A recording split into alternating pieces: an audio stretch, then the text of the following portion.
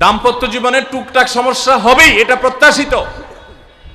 মনে রাখবেন, এই জিনিসটা যদি আপনি আগে থেকে মাথায় রাখেন তাহলে আপনার কষ্ট অনেকখানি দূর হয়ে যাবে। আমরা অনেকে আকাশ থেকে নেমে পড়ি, কি বলে এত বড় সাহস, এই কথা বলতে পারে কেন? ভাই আশ্চর্য হচ্ছেন কেন? এর চেয়ে বেশি কথা বলতে পারে, মাথা বাড়ি মারছে। আরে ভাই ছুরি মারে নাই যে শুকর আদায় করে, বুঝেন নাই কথা? একই কথা বোনদের জন্য প্রযোজ্য। আমার মা বোন যারা শুনছেন তাদেরকেও বলছি, আপনার স্বামীর একটা কথা শুনে আপনি আকাশ থেকে নেমে পড়ছেন, আকাশ ভেঙে পড়ছে মাথার উপরে, কি এটা বললো সে, আপনি ডিপ্রেসড হয়ে যাচ্ছেন। আরে বোন ডিপ্রেসড হচ্ছেন কেন? এটা কেন? আরো শক্ত কথা আপনাকে বলতে পারে, এটা আপনি মাথায় রাখেন। কারণ দিন শেষে তিনি মানুষ, তার ভুল হতে পারে, একটা সময় তিনি তার ভুল বুঝতে পারেন। দাম্পত্য জীবনে যদি স্বামী স্ত্রী উভয়ে যদি ধৈর্যশীল না হয়, সবরকারী না হয়, হুটহাট রিয়াকশন করে ফেলে, কখনো দাম্পত্য জীবনে সুখী হওয়া সম্ভব নয়। মনে রাখতে হবে, একসাথে থাকতে গেলে, দুইটা পাতিল একসাথে থাকতে গেলে টুনটান লাগে না, বাধে হয় না? আপনার কাছে যদি কেউ এসে গাল গল্প দেয়, দেখবেন অনেকে গাল গল্প দেয়, গাল গল্প দেওয়া লোক আছে না নাই? ভাই 30 বছর সংসার করেছি, জীবনে আমাদের একটা কথা হয় নাই, ডাহা মিথ্যুক, এ লোক ডাহা মিথ্যুক। আপনার 50 বছরের সংসারে কোনো বিষয় হয় না, হ্যাঁ ঝগড়া করেন না সেটা ভিন্ন বিষয়, কিন্তু ভিন্ন মত হবে না, দ্বিমত তৈরি হবে না, নিজেদের মধ্যে ভুল বোঝাবুঝি তৈরি হবে না, একবারও হবে না জীবনে, অসম্ভব। মুহাম্মদ সাল্লাল্লাহু আলাইহি সাল্লামের ঘরে যদি হয়ে থাকে, আলী রাদিয়াল্লাহু তাআলা ফ্যামিলিতে যদি হয়ে থাকে, সাহাবীদের ঘরে ঘরে যদি হয়ে থাকে, আপনি কে? মনে রাখবেন, এই সমস্ত ডাহা মিথ্যা কথা শুনে আপনি চিন্তা করেন, হায় হায় রে, তাহলে আমার বউটা এত ডাইনি। আর মহিলা চিন্তা করে, আমি স্বামীটা এত অমানুষ, কত বড় ডাকাত। দেখো তারা স্বামী স্ত্রী জীবনে কোনো কথা হয় না, আর আমার স্বামী ডেইলি একবার মা বাপ তুলে না গালি গালাজ করলে তার বাটের পেটে ব্যথা জমা হয় না। এই সমস্যাগুলো আছে না নাই? ভাইরা আমার, সবর করার জন্য, সবর করা সহজ হবে আগে থেকে যদি প্রস্তুত থাকেন যে এই সমস্যা হবে। আশরাফ আলী থানভী রাহমাতুল্লাহর নাম শুনছেন আপনারা? ভারত মহাদেশের এমন একজন আলেম ছিলেন, খুব বিচক্ষণ মানুষ ছিলেন, অনেক বিদগ্ধ মানুষ ছিলেন, অনেক বড় আল্লাহওয়ালা ছিলেন, নেককার মানুষ ছিলেন। তো থানভী রাহমাতুল্লাহর কাছে এক লোক এসে বলল, হুজুর আমার বাসায় যখনই যাই দরজাটা খুলতে দেরি, আমার মাথার উপরে আকাশ ভেঙে পড়তে দেরি নাই, যেটাই করি বাজার করে এনে তার হাতে দিলেও রাগ, রাখলেও রাগ, আমার সাথে সারাদিন শুধু ঘেউ ঘেউ করে, হুজুর আর সহ্য করতে পারি না, আমারে কোনো দোয়া দুরুদ আমল শিখাই দেন যে আমার এই বাসার অত্যাচারটা যেন থামে। তো থানভী রাহমাতুল্লাহ বললেন যে শোনো, তোমার একটা বুদ্ধি শিখাই দেই, দোয়া দুরুদ না।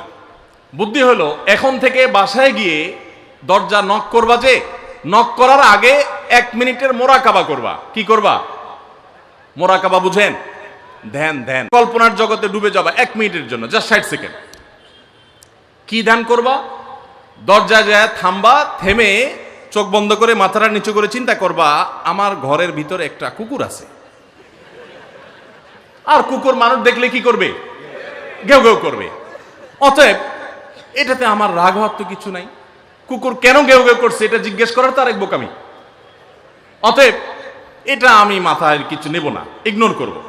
কুকুর থাকলে কুকুর তো ঘেউ ঘেউ করবেই, এটা চিন্তা করে এরপরে বিসমিল্লাহ পড়ে নক করবা। তো এই বুদ্ধি অনুযায়ী পরের দিন আসছে বাসা, আগে 1 মিনিট মোরাকাবা করছে, এরপরে দরজা নক করছে।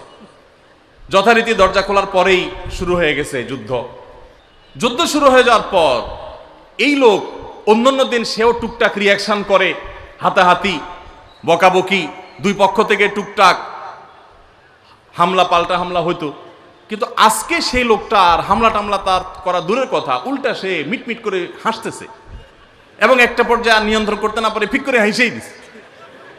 এবার বউ চিন্তা করতেছে কাহিনী কি, কারণ যারা ঝগড়া করে তাদের সাথে পাল্টা ঝগড়া না করলেও কিন্তু মেজাজ গরম হয়। কদিন আগে শুনছেন না পত্রিকা, যে এক মহিলা স্বামীরে ডিভোর্স দিছে, কেন? কারণ স্বামী ঝগড়া করে না।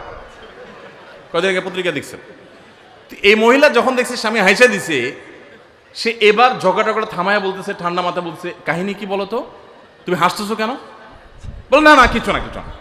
সে তো বলবে না, স্বামী মনে করছে হয়তো অন্য কোনো কাহিনী আছে, কোনোভাবে উদ্ধার করতে পারে নাই। পরের দিন আবার সেম কাহিনী, আবারও হেসে দিচ্ছে।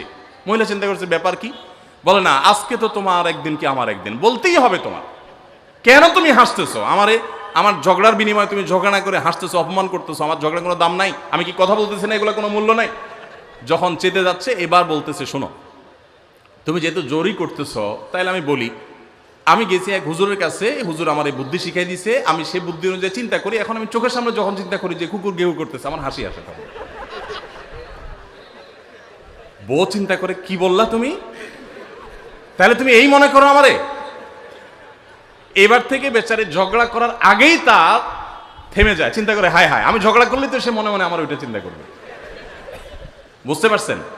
দাম্পত্য জীবনে একটু বুদ্ধিশুদ্ধি করে না চললে, শুধুমাত্র সোজা হয়ে দোয়া দুরুদ পড়বেন আর সব সোজা হয়ে যাবে, শুয়ের মতো, এত সোজা না। একটু বুদ্ধিশুদ্ধি খাটায় চলতে হয় এবং সবর করতে হয়। এই যে ভদ্রলোক যদি সবর না করতেন, তাহলে মারামারি কাটাকাটি করে কখনো সমাধান হয় না। স্বামী স্ত্রী উভয়কেই আমরা এই যে ঘটনা বলেছি, এই ঘটনার মাধ্যমে কাউকে ছোট করার উদ্দেশ্য না, জাস্ট বোঝানোর উদ্দেশ্য। এটা বিপরীত দিক থেকেও হতে পারে যে আমরা সবর করতে হবে দাম্পত্য জীবনে। তাহলে আগে থেকে যদি এই ঘটনা বলার উদ্দেশ্য হলো যে এই ভদ্রলোক আগে থেকে যখন অপেক্ষা করছেন যে হ্যাঁ অনাকাঙ্ক্ষিত কিছু হতেই পারে, তখন এটার জন্য প্রস্তুত থাকার কারণে আর তার ঝামেলা বাড়ে নাই, বরং কমছে। এখন আপনি যদি আগে থেকে প্রস্তুত থাকেন, দাম্পত্য জীবন টুকটাক সমস্যা হবেই। দুই ঘরের দুইজন মানুষ একসাথে হয়েছি, বহু কিছুতে গরমিল হবে। অতএব আমরা সবর করব, ধৈর্য ধারণ করব, ভালো দিনগুলো দেখব। প্রিয় নবী সাল্লাল্লাহু আলাইহি সাল্লাম বলেছেন, তুমি তোমার স্ত্রীর কোনো কিছু দেখে যদি রাগান্বিত হও, তুমি তোমার স্বামীর কিছু দেখে যদি মেজাজ গরম হয়, তো মনে রাখবা তার অনেক গুণ আছে যেটা দেখলে তোমার ভালো লাগা কাজ করবে। কারণ একটা মানুষ এমন নাই পৃথিবীতে যার সব গুণ খারাপ, একটা গুণও ভালো নাই। একজন আস্ত ডাকাতও যদি হয়, আস্ত পাপিষ্ট মানুষও যদি হয়, খারাপ মানুষও যদি হয়, তার ভিতরও কোনো না কোনো ভালো গুণ অবশ্যই আছে। তোমার স্ত্রী, তোমার স্বামীর মধ্যে কোনো না কোনো ভালো গুণ আছে। তুমি সেই গুণটা খুঁজে বের করো এবং সেটাকে কল্পনা করো, তাহলে তোমার মধ্যে তৃপ্তি আসবে, সমৃদ্ধি আসবে, ভালো লাগা কাজ করবে। এই জন্য ভাইরা, দাম্পত্য জীবনের সুখ শান্তির জন্য সবর এবং শকর। শকর হলো যে যা পেয়েছি আলহামদুলিল্লাহ, এর চাইতে যদি খারাপ কিছু হতো, এর চাইতে যদি মন্দ কিছু হতো। অনেক বোনরা আমাদের কাছে আসেন, আমরা তাদেরকে বলি, দেখুন আপনার স্বামীটা হয়তো অমানুষ, সে আপনাকে গালিগালাজ করে কিন্তু চরিত্রহীন না। অনেকের স্বামীটা খুব ভদ্র কিন্তু চরিত্রহীন, ব্যবহার ভালো করে চরিত্রহীন, তাদের কষ্ট আপনার চাইতে কম না। অনেকের স্বামী খুব ভদ্র কিন্তু বেকার, দুই পয়সা কামাই করতে পারে না, সারাদিন ঘরে বসে বসে খায় আর শ্বশুরবাড়ি থেকে যৌতুক এনে আয়না খায়, নিশ্চয় আপনি তার চাইতে ভালো আছেন। মানুষ এভাবে যখন ভালো দিকগুলো চিন্তা করবে, তখন তার ভিতরে শকর আসবে। তাহলে দাম্পত্য জীবনে সুখ শান্তির জন্য তৃতীয় করণীয় হলো সবর এবং শকরের চর্চা করা। আল্লাহ আমাদের সবাইকে তৌফিক